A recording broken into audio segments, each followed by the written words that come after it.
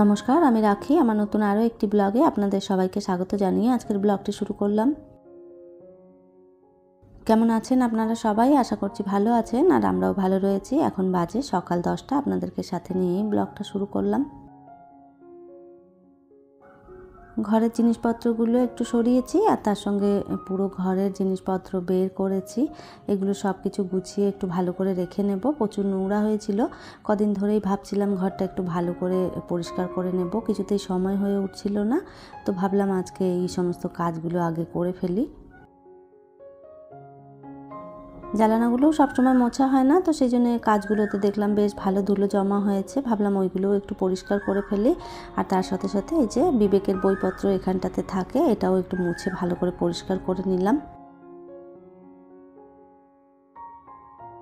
ড্রয়ারটার ভেতরে একটা একটা করে জিনিস রাখতে রাখতে একদম বোঝাই হয়ে গেছে। তো ভাবলাম যে জিনিসগুলো প্রয়োজন নেই সেইগুলো একটু বাদ দিয়ে দেবো, আর যেগুলো বেশ দরকারে লাগবে সেগুলো আবার গুছিয়ে রেখে দেবো।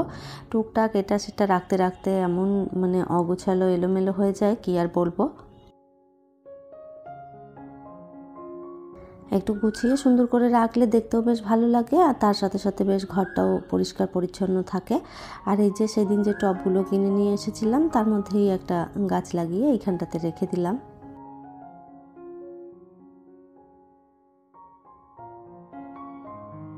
কাল বিকেলবেলায় ছাদ থেকে কাপড়গুলো তুলে এনেছিলাম, আর এগুলো এখানেই রেখে দিয়েছি। কিছুই গোছানো হয়নি, ভাবলাম এখনই গুছিয়ে সমস্তটা জায়গা মতন রেখে দেব। প্রত্যেক দিনই এত কাঁচা বের হয়, আর তার সঙ্গে সঙ্গে জামা প্যান্টগুলো ভাঁজ করতেও সময় চলে যায় অনেকটা।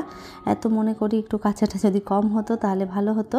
শীতকালেও যে ধরনের কাঁচা বের হয়, গরমেও সেই সেম জিনিস আমার হয়। আমি জানি না এত কাঁচা কোথা থেকে আসে। মানুষ তো মাত্র 3 জন, কিন্তু কাঁচা এত হয়, কি আর বলবো আপনাদের।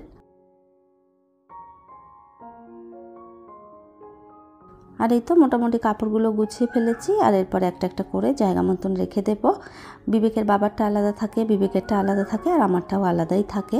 সবার জামা প্যান্ট আলাদা আলাদা করে রাখলে নিতে সুবিধে হয়। প্রত্যেক দিনই তো দুবেলা তিনবেলা করে ঘর ঝাড়ু মারা হয়, মোছা হয়। আর তারপরে এই যে জিনিসপত্রগুলো রাখতে রাখতে একটা সময় এত জমা হয়ে যায়, তারপরে যেদিনই ঘর গোছাতে বসি সেই দিনই এতগুলি করে জিনিস বের হয়, যেগুলো প্রয়োজনই লাগে না। কোথা থেকে আসে আমি নিজেও বুঝতে পারি না। এই কখনো ওষুধের খাপ, কখনো বিবেকের ভাঙাচোরা খেলনা, এটা সেটা এই ধরনের জিনিসগুলো সবসময় জমা হতে থাকে। আর আমি এই যে মাঝে মধ্যে সবটাই পরিষ্কার করে একদম ফেলে ক্লিন করে নিই। আর এভাবে যদি মাঝে মধ্যে একটুখানি ঘরটা ঝাড়া হয়, তাহলে কিন্তু বেশ সুন্দরভাবেই সমস্ত জিনিসপত্রগুলো গোছানো থাকে।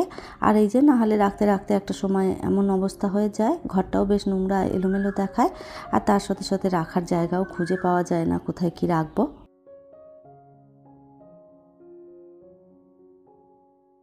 একটা একটা করে সমস্ত জিনিসপত্র গুছিয়ে নিয়েছি, আর বিছানার চাদরটাও চেঞ্জ করে দিলাম। কাঁচা একটা চাদর পেতে দিয়েছি, আর এইভাবে কাঁচা চাদর পাতা থাকলে বিছানাটা যদি এরকম পরিষ্কার থাকে, আর দেখতেও বেশ ভালো লাগে। আর এরকম পরিপাটি বিছানা দেখলে কিন্তু মনটাও বেশ খুশি হয়। বিছানাটা পরিষ্কার পরিচ্ছন্ন থাকলে ঘরটা বেশ সুন্দর পরিষ্কার দেখায়। বিছানাটা গোছানো থাকলে মনে হয় যেন অর্ধেকটা কাজ হয়ে গেল। এই মুহূর্তে আপনারা যারা আমার ভিডিওটি দেখছেন, প্লিজ একটি লাইক করে দেবেন। আর আমার ভিডিওর কোনো অংশ যদি আপনাদের ভালো লেগে যায়, কমেন্ট করে জানাতে ভুলবেন না। এই ধরনের ভিডিও যদি আপনারা আরও দেখতে চান, চাইলে কিন্তু আমার চ্যানেলটিকে সাবস্ক্রাইব করেও রাখতে পারেন। কাজটি যারা অলরেডি করে রেখেছেন তাদের অসংখ্য ধন্যবাদ। আর এই তো সমস্তটা গুছিয়ে ফেলেছি। আর এরপরে এইদিকে রুমটা একটু ঝাড় দিয়ে পরিষ্কার করে নিলেই হবে। আর একটা একটা করে রুম গুছিয়ে নিই, আর একটা একটা করে রুম ঝাড় দিয়ে বার করি। এভাবেই আমার কাজ করতে সুবিধে হয়। আর এই রুমটা হয়ে গেলে তারপরে ওই দিকের রুমটাতেও বিছানার চাদরটা চেঞ্জ করব। ভেবেছি আজকে দুটো বিছানার চাদরই একসঙ্গে চেঞ্জ করব। তারপরে বিছানার চাদরগুলো মেশিনে দিয়ে দেবো, তাহলে আর সমস্যা হবে না। সকালবেলাটা আমার ভীষণই তাড়াহুড়োর মধ্যে থাকে, সেটা তো আপনারা জানেন। বিবেকেরও স্কুল থাকে, বিবেকের বাবার অফিস থাকে, খাবার দাবার বানানোর ঝামেলা থাকে একটা। তার মাঝখানে সকালবেলায় কাজের দিদি কাজে চলে আসে 6:30টার মধ্যেই। তখন আমি বিছানাও ঝাড়তে পারি না, আর কোনো কিছু ক্লিনিং ডাস্টিং এগুলো যে থাকে আমার পড়ে, সেগুলোও আমি কিছুই গোছাতে পারি না। কাজ করে দিদি তাড়াহুড়ো করে ওভাবেই চলে যায়, আর আমি এই ধরনের কাজগুলো তারপরে পরে যখন আবার করতে যাই তখন আমাকে আবার পুরো ঘর ঝাড়ু মেরে একদম পরিষ্কার করতে হয়। তো যে কারণে আমি কাজের দিদিকে ছাড়িয়ে দিয়েছি। উনি থাকার পরও আমাকে সমস্ত কাজ একাই করতে হয়, তাহলে আর ওনাকে রেখে শুধু শুধু টাকা দিয়ে কী লাভ। তো সেই কারণে ওনাকে ছাড়িয়ে দিয়েছি। আর এমনিতেও আমার হাজব্যান্ড বেরিয়ে যায়, বিবেকও স্কুলে চলে যায়, তারপরে আমি সারাটা দিন ফাঁকায় বসে থাকি। দুপুরে আমার খুব একটা রান্নাবান্নার ঝামেলা থাকে না। তো সেই কারণে ভাবলাম যে আর কাজের দিদিকে রাখবো না, নিজেই কাজগুলো করে ফেলবো।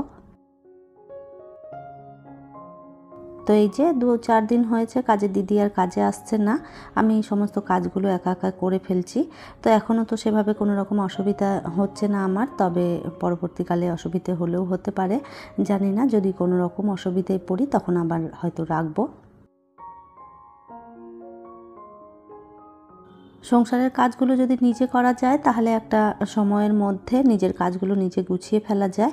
অন্য কারোর ভরসায় যদি থাকা হয় তাহলে দেখা যায় যে ওনার ভরসায় থেকে থেকে ওনার ওপরেই সবটা ছেড়ে দেওয়া হয়। উনিও ঠিক মতন করে না, আর নিজেরও করা হয় না। আর নিজে কাজ করলে কিন্তু সমস্তটা গুছিয়ে একদম বুঝে শুনে সময় মতন কাজগুলো করে নিলে বেশ ভালো হয়। পুরো ঘরটা আমি একদম ঝাড়ু মেরে পরিষ্কার করে ফেলেছি, আর এরপর চলে এলাম কিচেনে। 2-4টে বাসন রয়েছে, সেগুলো একটু ধুয়ে নেব। আর এই যে বোতলগুলো খালি হয়ে গেছে, বোতলগুলো জল ভরে একটু ফ্রিজে ভরে দেব। এখন তো প্রচুর গরম পড়েছে, ঠান্ডা জল ছাড়া একদমই খাওয়া যায় না। সারাদিনে 2-4 বার করে জল ভরতে হয়। 6টা-7টা করে বোতল একবারে ভরে নিই, তারপরে যখন খালি হয়ে যায় তখন আবারও ভরি। একটা একটা করে ভরি না, যখন দেখি সব খালি হয়েছে তখনই সবটা নিয়ে তারপরে একসঙ্গে ভরে ফেলি। জল ভরার আগে একবার চেষ্টা করি বোতলগুলো ভালো করে পরিষ্কার করে নেওয়ার, তারপরেই জলটা ভরি। বিবেক যেহেতু মুখ লাগিয়ে ফেলে বোতলে, কখনো কখনো এটা সেটা খায়, তো সেই জন্য আমি সবসময় চেষ্টা করি বোতলগুলো ভালো করে ভিম লিকুইড দিয়ে ধুয়ে তারপরেই জল ভরার। সমস্ত কাজবাজ গুছিয়ে নিয়ে তারপরে একটু বেরোবো ভেবেছি। কয়েকদিন ধরেই বিবেক ঝামেলা করে মারছে, ওকে একটা সাইকেল কিনে দিতে হবে। আর আগেই কিনে দিতাম সাইকেলটা ওকে, তবে ফ্ল্যাটে থাকি তো সেভাবে সাইকেল চালানোর জায়গা নেই এখানে। তো ওই যে আমার হাজব্যান্ড বলল যে একটা যখন সাইকেলের জন্য জিদ করছে তাহলে সাইকেলটা ওকে কিনে দাও, আর আমি আমার মায়ের বাড়িতে সাইকেলটা রেখে আসবো। ওখানেই বিকেলবেলা প্রত্যেক দিনই যায়, তো সেই টাইমে ওখানে গিয়ে সাইকেলটা চালাতে পারবে। ঘরের সমস্ত কাজবাজ গুছিয়ে ফেলেছি, স্নান করব, তারপরে বেরিয়ে পড়ব। ওইখান থেকে সাইকেলটা কিনে নিয়ে একদম চলে যাব আমার বাপের বাড়িতে। ওখানে সাইকেলটাও রেখে দেবো, আর দুপুরবেলা মায়ের ওখানেই খাওয়া দাওয়া করে নেব। বাপের বাড়িটা কাছে হয়ে আমার একটু বেশ সুবিধে হয়েছে।